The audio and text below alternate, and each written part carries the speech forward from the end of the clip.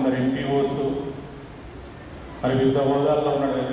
తను పని చేసిన విధానాన్ని బట్టి మరి సార్ రిటైర్డ్ అవుతుంది, ఒకసారి ఆయన కనీసం కలిసి ఇద్దామన్న ఒక అభిమానంతో ఇక్కడికి రావడం జరిగింది. అంటే మనం పనిచేసిన విధానానికి ఇదొక ఎగ్జాంపుల్. అదేవిధంగా మరి ఈరోజు చాలామంది చెప్పడం జరిగింది, బుగ్గారం అంటే అబ్జర్వ్మెంట్. ఎందుకంటే కొత్త మండలం, సిబ్బంది ఎప్పుడు కొరత, ఏ సిబ్బంది కొడుతున్నప్పటికీ కూడా అబ్జర్వ్ ఉన్నాడు కానీ ఒక మాకు ధీమా ఉండేది. ఇప్పుడు గతంలో మన రెగ్యులర్ ఎంపీడీఓ గారు శ్రీనివాస్ గారు చనిపోయినప్పుడు మరి ఎవరికి ఛార్జ్ ఇవ్వాలి, వెంటనే మాకు అబ్జర్వ్ గుర్తొచ్చారు.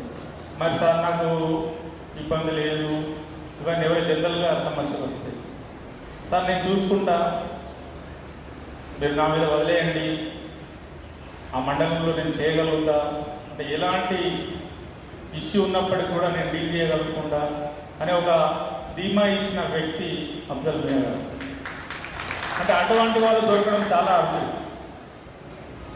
జనరల్గా ఉద్యోగాల్లో ఇది ఎందుకు, నాకు ఈ పని ఎందుకు అలా పెడుతున్నారు, మంచి హ్యాపీగా ఉండాలి అంటే తప్పించుకోవడానికి ఎక్కువ అవకాశాలు ఉన్నాయి.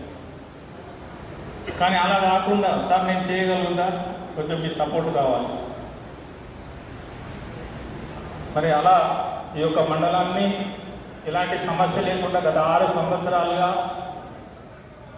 కింది స్థాయి సిబ్బంది లేకున్నా ఎవరు లేకున్నా కానీ నడిపించిన ఘనత మన అబ్దుల్ మియా గారు. అదేవిధంగా మా ఎంపీడీఓ గారు చెప్పారు, అబ్దుల్ మియా తక్కువ మాట్లాడటం విషయాల వాస్తవం, ఎప్పుడూ సైలెన్స్గానే ఉంటుంది, ఎక్కువ మాట్లాడరు. కానీ పనిలో మాత్రం ఎక్కడ కూడా గ్యాప్ అనేది ఉండదు. పనిలో ఫస్ట్, మాటల్లో లాస్ట్. మరి ఆ విధంగా చేస్తూ ఇంతకుముందు గౌరవ సర్పంచులు కూడా చెప్పడం జరిగింది, మా మండలాన్ని అన్ని రంగాల్లో ముందు తీసుకొచ్చిన ఏకైక వ్యక్తి అబ్దుల్ మియా గారు.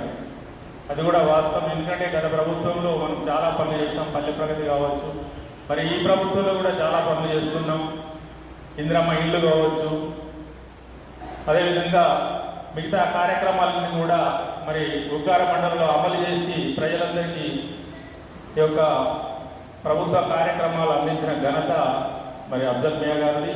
అదేవిధంగా కొత్తగా వచ్చిన ఎంపీడీఓ గారికి సహకారం అందించడంలో కావచ్చు, మొన్నటి జరిగిన ఎలక్షన్స్లో ఇక్కడ కూడా ఎలాంటి రిమార్క్ రాకుండా మరి ఎలక్షన్స్ నిర్వహించిన ఘనత కూడా అబ్దుల్ మియాకి చెందుతుందని తెలియజేస్తూ, మరి ఉద్యోగం